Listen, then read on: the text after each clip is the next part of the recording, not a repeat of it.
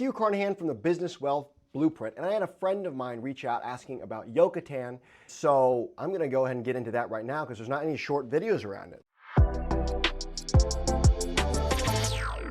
I have already posted this, but Mr. Tom Hughes has pointed out that I have spelled Yokoten wrong, so I'm going to give you the correct spelling, but in the video it's actually going to be spelled incorrectly. But it's not going to change the meaning, it's not going to change how we do Yokoten, so I'm going to show you the correct spelling right now. In the video, I have it spelled like this. It should be spelled like this, Yokoten, but the actual correct spelling is like this. Yokoten. Yokoten is two words comprised of horizontal, meaning through the organization, ten, everywhere. Horizontal, everywhere, or horizontal knowledge transfer. Enjoy the video. You guys have seen this last video here of the morning routine, which is hands, heads, hearts. It takes about a month to 3 months to really get something going in the organization. Hearts, about 6 months that people will internalize it, right? Go check that video out if you haven't yet. But what do you do during the morning 3S time, right? You have the 3S meeting by team, and then you have the 3S time by team. Well, that's exactly what we're going to talk about this morning. And the first thing we're going to talk about is Yokoten. Yokoten is simply passing all information horizontally through your organization. So let's say you have Department A knows something, and you want Department B to know something. Well, Yokoten is getting everybody on the same page. Let's say you're a service-based industry and you have techs in the field. Let's say you have 10 techs in the field. One guy does it really, really, really well, fast, all the time. Is it luck or do they know something? Yokoten would be taking what that guy knows and having the rest of your 9 techs know how to interact and handle that. Another one is like orange juice theory. Let's imagine you have a pitcher of orange juice and you have 3 cups. I know they're not drawn to scale, whatever. I'm not an artist. If you were to take that orange juice, the source of truth, right? If you are listening to Paul Akers, you're listening to, some idea and you're the owner, you are then trying to get that information to all the cups in your company. Yokoten is a little bit like pouring the orange juice in, but as you pour, right? Let's say you poured it into this glass, right? And then that leader then goes and pours some of that juice out. What you're left with is not very much juice. The main source of truth is here.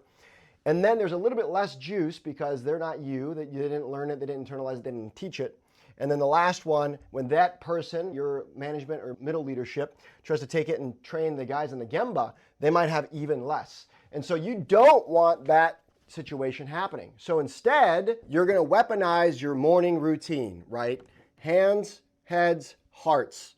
And remember, the morning routine, they are teaching, and so they're learning. And the morning meeting, they are teaching, so they are learning and internalizing. 3S in morning meeting is the time for hands, heads, hearts, and over long periods of time, they're going to learn it. And so Yokoten, if you use the morning routine to teach whatever it is you want to teach, over time as they're teaching it, it's as if everybody in the company, every time they teach, is internalizing and becoming that pitcher of orange juice. And so you don't have that lackluster, okay, as I teach it and it ripples through the organization, I'm getting exhausted, nobody knows what's going on. If you use the morning routine properly, by doing hands, heads, hearts, in a 6-month time period, if you do it right and you're paying attention, you're going to actually fill up the cup of everybody for that thing you want them to know. All right? And so then morning meeting is where they teach it. Remember, they're the ones leading morning meeting. They shot the videos. They are attempting to communicate the ideas. And based on the learning pyramid, inverted pyramid, 90% retention if you are the one that's teaching. And so because they're cycling through morning meeting, the most effective way to get Yokoten to happen is to say, I have this topic, and this topic is what I want our company to know. And so some companies might say, cool, we're going to teach strong visual controls. We're gonna make that our 3S focus for the week, and we're gonna do that for 1 week. Maybe that's enough. Maybe you need to do it for 6 months. It's up to you and your organization.